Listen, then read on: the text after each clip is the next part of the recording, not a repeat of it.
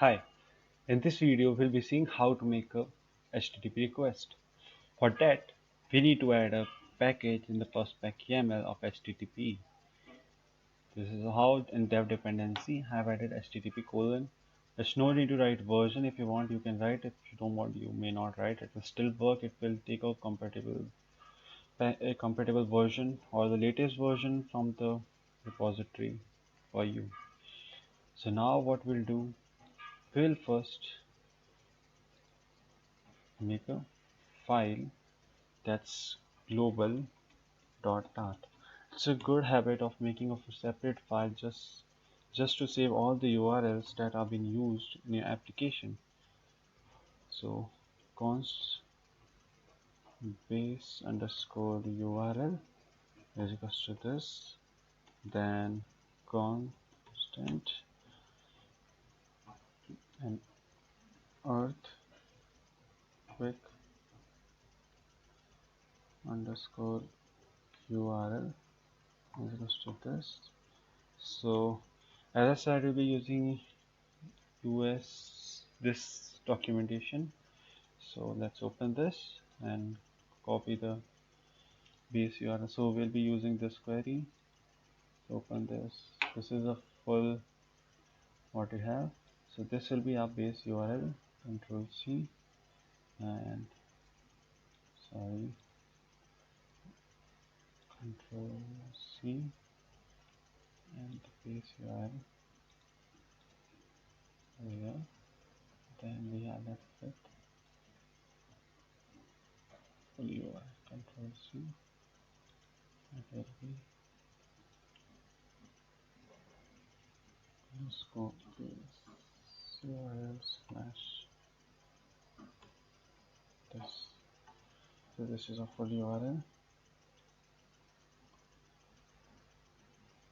So it's always a good habit to make a separate file where we store all the URLs what we are having if something changes, so that we can change it easily. So that's why I made a separate file for the global.dart. Now I will make a fetch post function as I discussed. Similarly, as we have discussed in previous video, we are not getting any data over here right now, so we are just seeing the circular progress bar. So for this, first we need to import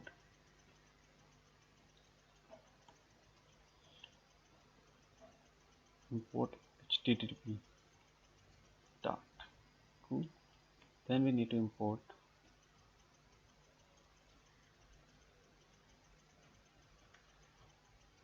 global.dart. So what we have made, the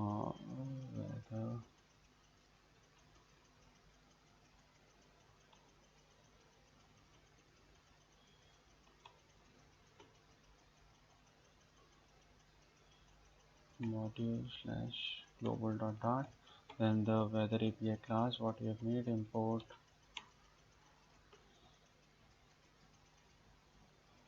module weather API.dart. Then we need to use async. We need to import the async class. Import async. Then we need to use import convert class that converts the JSON. It's basically a converter. The data which is sent is in a certain format, encoded, which we need to decode it so that we can convert it into class and use it in our application. So this is a fetch post function which we need to build right now. So I'll show you what we have to write code for this, and let's do it. So what are you doing? The var response. Response is basically what we'll be getting from the request, and await. Await is used basically. It will wait for the response to come, then it will execute the next statement in this function. Async await works in this fashion. http dot get, as we have seen in this website, this is a get request. This is a get request which we are using. Oh yeah, it's get request. So we need to use get. And so what I will do over here, https I will make it HTTP. So now I can use HTTP over here, http.get, and now we'll use the URL, what we earthquake URL, the get request. In the header, I will set the content type. What type of content I will be? What type of content I will? Content type is application JSON. Application / JSON, and that's it. This is a request what we have made. As soon as we get any response, we will check if response dot code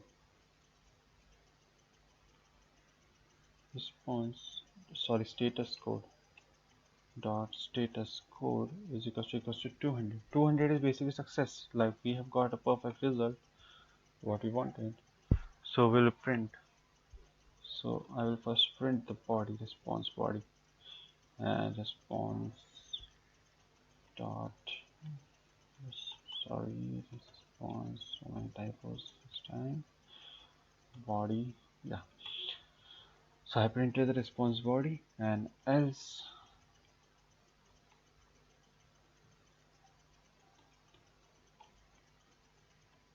I print error.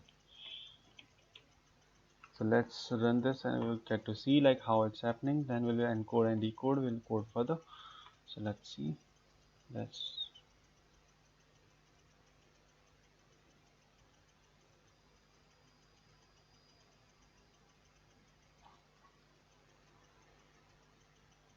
Earthquake URL, it's showing error. Why? It's defined.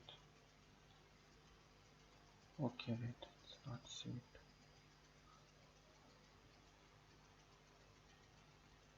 Yeah, right. As we can see, as I have just printed the whole response.body, I'm getting the full response over here. This is the response what we wanted. So as we are getting successful response, we need to show it in an application. So what we'll do over here? So finally, I'll use the weather API. Weather API. Let's name it weather API. That's it. Now this is the class we have created, object of it. Now we will use it. So what I'm doing over here, response body we have printed. So we'll do final data is equals to JSON.decode. So converter class is used for this because we want to decode everything. JSON.decode, and we'll put data inside that. No, we'll do response body inside that. Sorry, my bad. Response body dot body. Perfect. So why we use why we have imported the converter over here? So why we imported this? Because we need to, it's used for encoding and decoding. It will basically convert JSON into classes into this area. It will decode the whole JSON, and we have saved that into variable called data. So now we need to assign it to our weather API variable, which is equals to weather API dot from JSON, that you made from JSON, and to JSON are two part of it. So we have made it from JSON, and then we'll return weather API. Yeah, this function is pretty easy. Like what we did, we just made a HTTP request. When we get the request, we check what is status code. If it's 200, I printed the response body. And this is like how it's getting printed. Now we can see we are getting successful request. So what I did, I just first decoded the whole JSON, then saved into a variable called data. Then using weather API, I have converted whole JSON into a class, and I'm returning that object, the class object. That's what I'm returning over here, and we will be using this object to show data in an application. So let's run it and see what happens.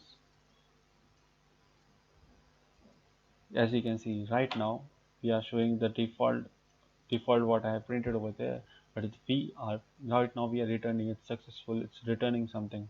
So this time it's the snapshot.data is not equals to null, and neither it's sorry for inconvenience server under maintenance, so it's returning perfectly. So what I will doing, so in error I will return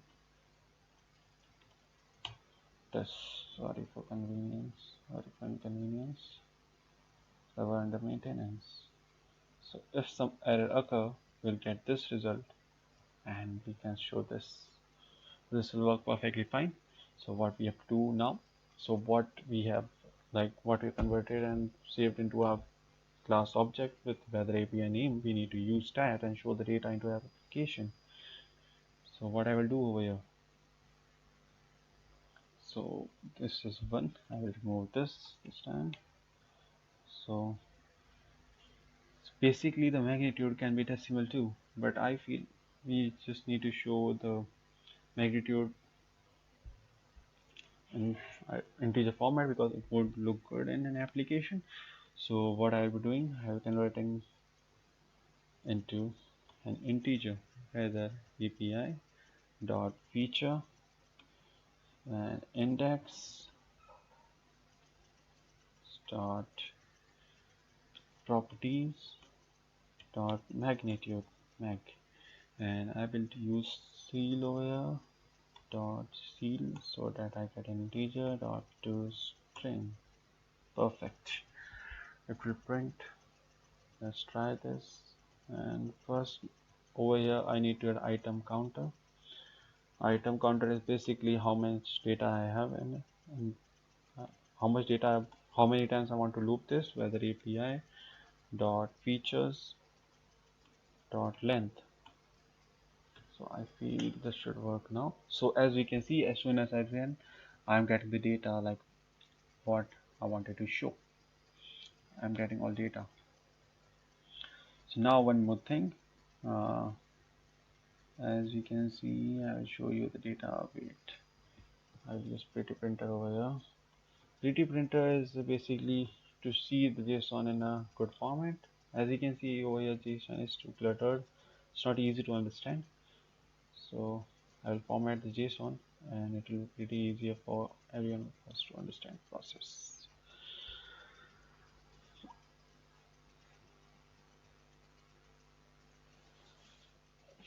So I hope you might have understood like how fetch post, how we use HTTP request is pretty easy and straightforward. It's not too difficult to use to make the HTTP request. So once it's done, I will let you know how to do it. Then the only thing I want to show here, the data which we are getting for the where it's happening, where the earthquake happening. Let's use, it has local area and everything in a same string, just separated by a comma. So what I will doing over here, yeah, as you can see, it's the title is showing the 0.2 to 21 kilometer northwest of Amboy, Washington. So Washington is the like area, and this Amboy is basically a nearby the local area which we want to show in an application. So what I will doing it, I will using a split function. I will use the split function to split the string and show it into our application. So let me do it and show it to you. So what I will do for each, because I want for the each tiles, I will make a list of string. Okay, then I will do places. This is a variable name. I've created a list of string places, weather API dot feature index dot properties dot places dot split. We want to split it using comma, so I placed comma over here. So now we are having everything in this format. I will print places for you. It will be easier for you to understand why I'm doing this, because I was getting all the full place I was to see. Now we get the California as the place, and this is the local area where the earthquake has happened. So this is why I have to. This is why I am separating it with comma. So it's easier for us to understand. Easier for us to show it in our data. So what I will do it over here. Uh, we will do places over here. We'll call the places array. Places array, and we'll call places start length -1. As we know, the last is the mean. The main city is shown in the last thing, and the local area we can show the places 0. Now let us run it. Yeah, it's perfectly like we can see everything is shown in our application, working perfectly as we wanted. So now what we will do, I think we should trim it. I think it has a space in front and behind, that's why it's not aligning properly. Let's see what happens whether that thing. Yeah, I thought correctly, like it had a space in front and behind, so I trimmed it, so it's perfectly aligned right now. So as you can see, we have got a data from internet and from the request and showed into our application. So let's do one more thing. We are done with the basic thing, like what we wanted to do. Let's do something cool, like making it good to see. So let's make a list of colors, and for each magnitude we should have a different color. So how we should do it? List of color. It's not, I'm just doing to make the UI looks good. So we will use colors dot, sorry, colors dot yellow, comma colors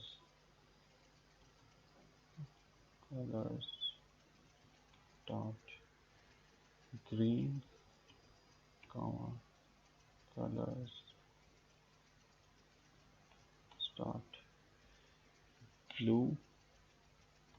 Basically, why I'm doing this, suppose for 1 I want to choose yellow color, for 2 if the magnitude is 1 I will show the yellow color instead of red, if magnitude is 2 I will show green color instead of red, because every magnitude has the same color. So let's change it, it will look good. That's what I'm doing right now. Colors dot orange, comma colors dot red. Yep, with this I made an array of colors. So now we need to use the color in our application. We have to find that.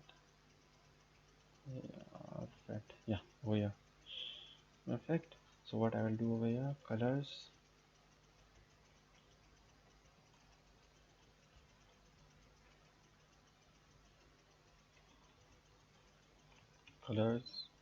Now what we'll do, first we will check again whether API the magnitude, what's the magnitude, feature index dot properties dot magnitude dot c, and we will check if it's greater than 4, then we will give the fourth color, otherwise we'll use the whichever index the color it is. So I will use this.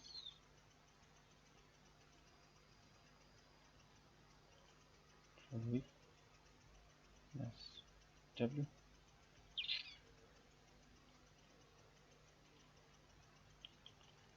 Don't worry, it's not a big thing. Yeah, and I will do -1 over here because because we are not showing 0, it will be 0 point something, it will return into 1, so that's why I have the -1 over here. And let's try and run it. Oh, what happened? What just happened? What is an error? Okay, not in the range 0 to 4 inclusive -3. Okay, one more thing we need to check over here. If it's 0, we should give it 0. Thing happened like it turned into -1 4 colon. I'll convert this whether API features making seal. Sorry.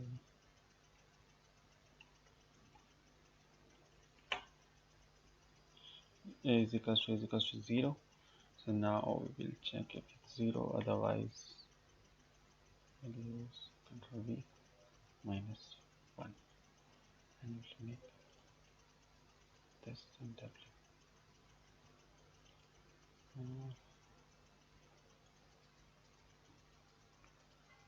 0 to 4 perfectly inclusive -3. I think it should be -3 this time. Yeah. So now it's perfectly working as we have seen. Like I made it's giving the perfect color. For 2 it's showing green, for 5 it's showing red. Above 4 it's everything is red basically. For 1 it's showing yellow, and for 3 it's showing blue, and for 4 it's showing orange. So with this we are done with the Flutter series. Thank you for watching the series. Welcome.